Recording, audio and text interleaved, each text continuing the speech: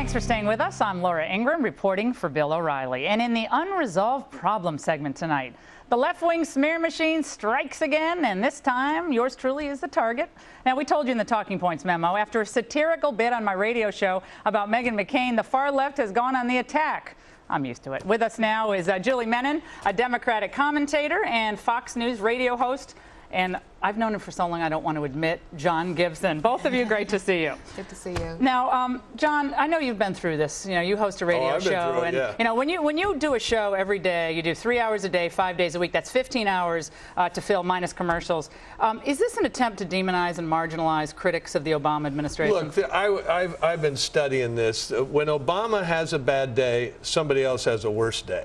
It's just, you know, whenever he gets in trouble, they either roll out Bush and flog him, or roll out Rush and flog him, or roll out Michael Steele and flog him, and then you got in the rollout. So all this is the politics of distraction. Let's find something else we can talk about, because we don't want to talk about all the other stuff that Obama's up to his eyebrows. Now, Julie, if Meghan McCain were a Republican attacking Barack Obama, do you think she'd get a guest spot on The View or be invited on the Rachel Maddow show or any other MSNBC show? Listen, I think she got the spot because you targeted her weight. And you can say no. You have the order. Out of order. No, out of order. You got to get the facts right. Lots been distorted in the last week. I'm not going to let it happen on this show. She wrote a column criticizing Ann Coulter, saying the Republican Party needed to go moderate to attract women. Right. Okay, that's what she did. She got invited on the Rachel Maddow show. Right. I then did a riff on how cable bookers are desperate for guests and just keep recycling the same guests, taking her on Rachel Maddow. But then I did a satirical bit, which I do a lot on talk radio. And that is what happened. This diversion about, oh, it's about her weight. My point was that she has no real-world political experience to make the case for moderation. Here's the issue, Laura, is that when women talk about other women and they talk about their weight, that is bad for women. It's degrading. It's demeaning. Did I call her fat? Well, you said she was plus size. There's no other way to get around it. No, that's wrong. You made a joke that she was plus size. I was channeling Meghan McCain because she has herself talked about her weight struggles, and I was targeting the reality shows that obsess on it. No, I'm going to ask you something, because this is what happened in some of your writings. Substantive debate? Because what she writes about, as you know if you research for this segment, is tattoo shopping and her dating struggles. Okay, that's funny and that's cute, and she's an attractive woman, but she's not exactly David Brooks writing in the New York Times. God bless her. But what happened with the Sarah Palin controversy? Now, let's think about this, Julie. Sarah Palin was called every name in the book.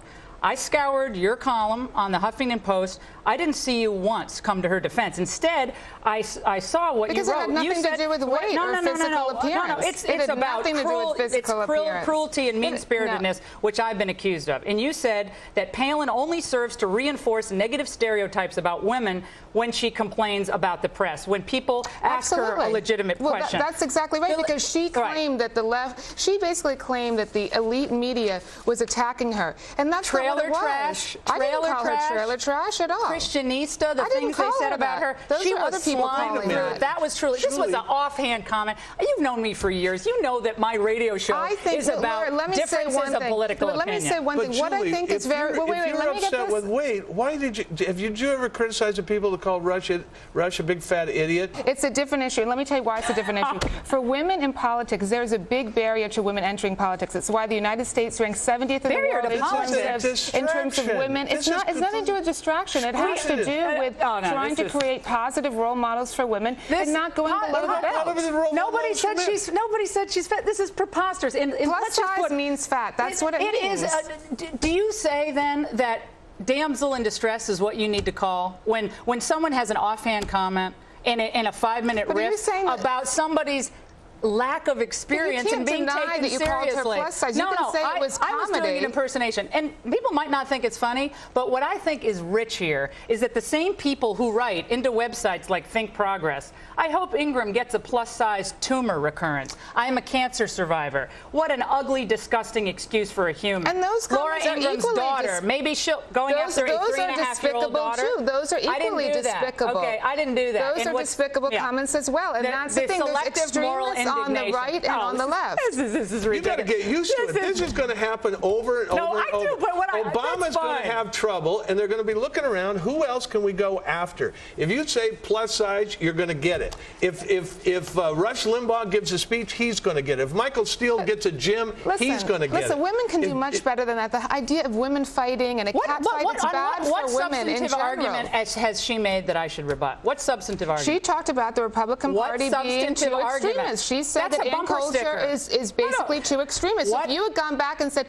no, she's not too extremist, you decide to do the comedic riff. It just changes the topic. Every part of a 3-hour radio show is not an essay. Some of it's humorous. Some of it's entertaining. I just don't think the plus size comment is funny. Should I not do an impersonation of Nancy Pelosi? Is that allowed? It's the comments about someone's weight that is the issue because it's below the belt and it's degrading to women. So Rush Limbaugh is a big fat idiot is fine because he's a man and he's a conservative. Isn't that right? That's not what I'm saying at all. I think when people make personal pejorative attacks, how about George Bush is a focus on the substance. George Bush is a stupid frat boy. That's basically the Will Ferrell show on Broadway. Is that okay? Listen, when people have to make pejorative personal attacks, they can't attack on the substance. It's much stronger. You're a lawyer, I'm a lawyer. To attack on the substance is much better than to do that for most of my radio show. The left doesn't feel bad about calling him the idiot in chief or big fat whatever. It's just selective moral indignation. People know